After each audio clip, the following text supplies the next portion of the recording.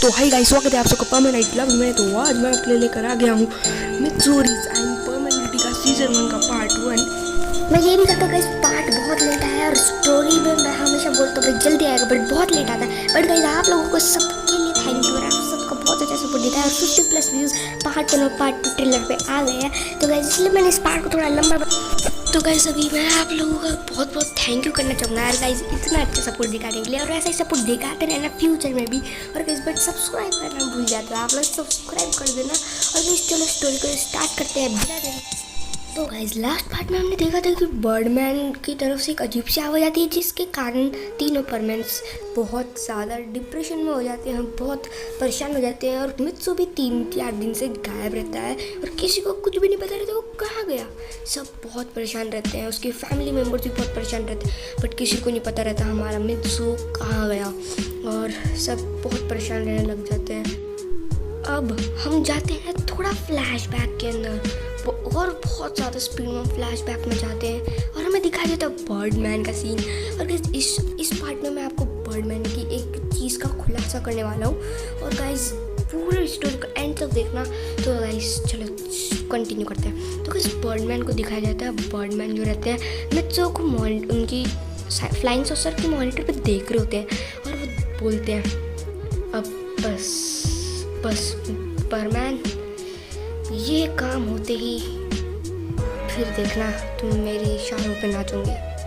और यही बोलते गाइस बर्डमैन जो रहते हैं अपने फ्लाइंग सॉसर से अर्थ की तरफ बढ़ने लग जाते हैं। और जैसे वो अर्थ के एटमॉस्फेयर में एंटर करते हैं और वो मित्सु की तरफ एंटर करते हैं, मित्सु के ऊपर एक ऐसी रे छोड़ते हैं जिसके कारण मित्सु अचानक से उठ के सोचता है आखिर मैं इतना आलसी क्यों हूँ मैं इतना आलसी, मैं परमानेंट नंबर 1 हूँ तो मुझे इतना आलसी नहीं होना चाहिए। अब गाइस आपको पता होगा आगे स्टोरी में क्या हुआ है अगर आपने पार्ट 1 और पार्ट 2 ट्रेलर देखा है। अगर नहीं देखा है तो कोई बात नहीं, लिंक डिस्क्रिप्शन में तो वहाँ से भी जाकर देख सकते हो।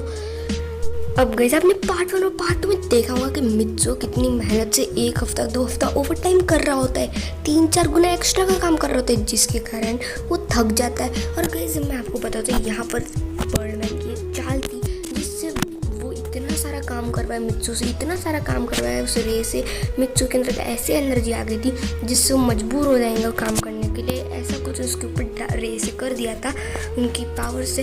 तो इसलिए मित्सु इतना कर रहे थे ना चाहते हुए भी।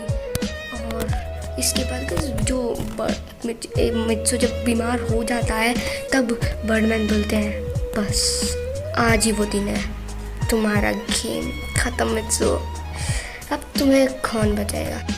अब बर्डमैन यहाँ से जाने लगते हैं, अपने मॉनिटर को बंद करके स्पेसशिप से जा रही होते हैं। तभी एकदम से स्क्रीन ब्लैक होकर आती है, एकदम से फ्लैश होके और हमें दिखाया जाता है और तभी हम देखते हैं बर्डमैन वापस अर्थ की तरफ जाने लग जाते हैं और बोल रहे होते हैं अपने मन ही मन में कि आज मैं देखूंगा कि सारे चारों परमैन कर क्या रहे हैं यार, देखना तो पड़ेगा आखिर क्या चल रहा है अर्थ पे, क्राइम वाइम का कुछ हो भी रहा है या फिर क्या हो रहा होगा। और वो अपने मन में सोच रहे होते हैं।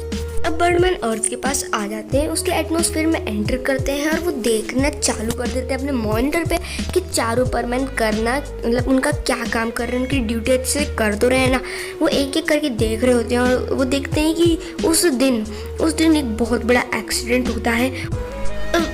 गाइस आप जानते हो यार मैं फिर से वो स्टोरी रिपीट क्यों कर रहा हूँ, बट गाइस मैंने वो ट्रेलर था याद रखना, उसका बीच का पार्ट आपको ये मैंने थोड़ी ना बताया कि मित्सु आखिर क्यों सोचने लग गया था कि उसको ऐसे काम करना चाहिए, उसको आलस नहीं करना चाहिए, बर्डमैन उसी वक्त क्यों आए। तो गाइस अब मैं आपको अभी सारी स्टोरी एक्सप्लेन हो जाएंगी धीरे धीरे, बट पूरा सपोर्ट देना और चैनल पे रहना, सब्सक्राइब कर देना, पूरा सब्सक्राइब ठोक देना। मुझे नहीं पता आप उसके साथ क्या करोगे बट सब्सक्राइब कर ही देना। चलो गाइस स्टोरी को करते हैं कंटिन्यू। तो बर्डमैन करने सबका देखने लग जाते हैं कि भाई सब क्या कर रहे हैं। वो देखते हैं यार भाई अपना मित्सु आलस कर रहा है तो उसको टेलीपोर्ट करते हैं, उसको शॉक देते हैं और मित्सु रिजाइन कर देते हैं। क्या क्या होता है भाई बीच का पार्ट नहीं बता रहा, ठीक है भाई। तो अब हम देखते हैं कि भाई आपको पता होगा अब गाइस पाकू बूबी पैन मित्सु को समझाने चले जाते हैं और यहाँ पर बर्डमैन देख ही रहे होते हैं कि मित्सु क्या करे, तभी वो टेलीपोर्ट हो जाते हैं। और अब यहाँ पर आपको बताए पाकू बूबी पैन का आंसर मित्सु क्या देता है कि उनसे कभी भी मिलने मत आना और यहाँ मुझे देखना है तो भाई परमानेंट सेट बन के मत आना, ऐसा बोल के वो चले जाता है। अब यहाँ पर बीच में 1 घंटे बाद का सीन दिखाया जाता है। अब हम देखते हैं जेल का सीन, जिसके अंदर बर्डमैन रहते हैं। उनके हाथ पैर सब बंधे हुए रहते हैं और उनके बहुत हाईटेक टेक्नोलॉजी वाली चीज़ों से बंधे हुए रहते हैं। पैर बहुत ही ज़्यादा मतलब हाईटेक तरीके के बंधे हुए रहते हैं। अब बर्डमैन थोड़ा होश में आते हैं, वो देख रहे जेल में बंद कि वो भाई जेल में बंद है, बट वो उस वक्त पैनिक नहीं होते और वो थोड़ा सा देखने लगते हैं यहाँ वहाँ, और वो देखते हैं कि स्पेसशिप पे एक लोग है और वो देख के वो बिल्कुल शॉक हो जाते हैं। वो बोलते हैं ये कैसे हो सकता है, और फिर उसके बाद एकदम से स्क्रीन जूम आउट होती है और हम देखते हैं एक बहुत बड़ी स्पेसशिप रहती है और वो अर्थ के कुछ पास में ही रहती है। अब बर्डमैन क्यों चौंक जाते हैं कि ये कैसे हो सकता है, और वो बर्डमैन गए फिर आए, क्या क्या हुआ स्टोरी के बीच में ज़रूर बताऊंगा। स्टोरी को पूरा देखो, समझ आ जाएंगे जल्दी। अब तक जो कुछ भी हुआ बर्डमैन को समझ आने लग गया था, क्योंकि जैसे ही हमें जूम आउट होकर वापस जूम इन होती है स्क्रीन और दिखाई जाता है एक आदमी बिल्कुल कॉपी डिट्टो बर्डमैन की तरह ही आता है और बोलता है, क्यों चौंक गए बर्डमैन, लगता है तुमने मुझे पहचान लिया, बड़े समझदार हो, बहुत अच्छी ट्रेनिंग दी है बर्ड प्लैनेट वालों ने तुम्हें, पर कोई बात नहीं, मेरा प्लान सक्सेसफुल होगा और बर्डमैन मेरे कब्जों में होगा। और गाइस ये बोलते ही बर्डमैन बोलते हैं, तुम्हारा ये प्लान कभी भी सक्सेसफुल नहीं होने वाला, क्योंकि बर्डमैन और मैं एक बर्डमैन हूँ और मैं बर्डमैन को ऐसे ही चूज़ किया, बट मैंने उसको बहुत ध्यान से चूज़ किया। उसको लगता है कि मैंने उसको अचानक से ऐसी बाई चांस मिल गया हूँ मुझे, बट नहीं, ये सारी मेरी भी प्लानिंग थी। और अभी मेरे को पता चल जाता कि ये तुम्हारी हरकत होगी, कि ये सब कैसे हो सकता है, इसलिए मैं पूरा रेडी होके आया हूँ। और ये बात सुनते भाई वो जो बर्डमैन की तरह दिखने वाला आदमी रहता है वो बिल्कुल शॉक हो जाता है, क्या, और फिर वो बोलता है, कोई बात नहीं, देख लूँगा मैं तुम्हें, तुम्हारा प्लान भी नहीं बचेगा, तुम देख लेना। और फिर गाइस तभी ये पार्ट एंड हो जाता है। अरे मजाक कर रहा था, एंड नहीं हुआ, मजाक कर रहा था, ठीक है, मैं बता रहा हूँ, पूरी स्टोरी भी खत्म नहीं हुई है, बोला लंबा पार्ट है।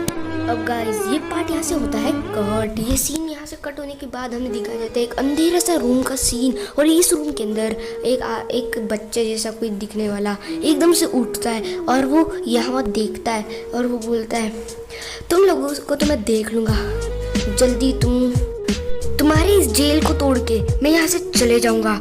और तभी उस जगह पे एकदम रोशनी होती है और हम देखते हैं वहाँ पर वो जेल है, बट क्या जेल के अंदर एक बहुत ही मस्त सा बेड, पानी, खाने पीने की हर एक चीज़ जो रहती है, सब कुछ उसके पास था। और वो लड़का और कोई नहीं गाइस, मित्सु होता, और वो बर्डमैन की तरह दिखने वाला आदमी और कोई नहीं, एक डेथ ऑफ गॉड की तरह था, और वो डार्कनेस का किंग था। वो बुराई पे हम चाहता था कि बुराई यानी वो ऐसे डेविल किंग, डार्कनेस किंग की तरह जाना जाए, और बहुत बड़ा बुराई को इतनी ऊंचाई पे ले जाए कि कभी भी जो सच्चाई है, जो अच्छे लोग हैं या फिर कोई भी जो चीज़ें उनको ना गिरा पाए, ऐसा चाहता था वो। और वो बर्डमैन का इस्तेमाल करना चाहता, इसलिए बर्डमैन के पास कुछ ऐसी सुपरनैचुरल पावर थी जो उसके बारे में बर्डमैन को नहीं पता था, बट ये बात सब लोगों को पता था कि बर्डमैन के पास एक सुपरनैचुरल पावर है, सिवाय उसके अर्थ के लोगों को छोड़ के। ना ही तो बर्डमैन टीम जानती थी उसकी, ना ही वो, ठीक है। तो अब यहाँ पर जो बर्डमैन रहता है, वो जो सामने जो आदमी रहता है, वो अपना मास्क हटाता है और एकदम से वो हमें दिखाया जाता है, वो बहुत डरावना सा रहता है। अब मैं आपको उसके कुछ हद तक के सेम टू सेम फोटो दिखा, अभी जो स्क्रीन पे फोटो दिख रही है ना, कुछ उसी तरीके से दिख रहा था वो डेविल, और वो क्या था ना, उसका चेहरा अभी भी हमें हाइड हुआ दिखाया था, और उसने कुछ अजीब से कपड़े पहने थे, जबकि वो ऐसे कपड़े पहनता ही नहीं है। अब जो यहाँ से सीन हो जाता है कट। अब यहाँ पर जो हम देखते हैं कि औरत का सीन पे हम देखते हैं कि तीनों परमेंस बहुत चिंता में रहते हैं, और सुनामी का भी हद तक बहुत कम हो चुकी थी और सब लोग के घर ऑलमोस्ट रिपेयर हो चुके थे। बट यहाँ पर मित्सु की फैमिली बहुत चिंता कर रही थी। उसकी मॉम बहुत रो रही थी, 2-3 दिन से कुछ खा नहीं रही थी। उसकी मॉम उसके डैड उसकी मॉम उसको मतलब उसके जो डैड है उसकी मॉम को बहुत संभालने की कोशिश कर रहे थे, बट वो बहुत रोई जा रही थी। अब यहाँ से सीन होता है तब हम यहाँ पर देखते हैं पाकू की तो उससे भी ज़्यादा और भी ज़्यादा खराब हो गई थी तबीयत। वो हॉस्पिटल में एडमिट थी, ऐसे सुमीर और ऐसे पाकू भी, अब दोनों भी एडमिट थे। अब लोगों को समझ नहीं आ रहा था। यहाँ पर एक हमारे डिफेंस करते हमारे को बचाती वो एक गई, और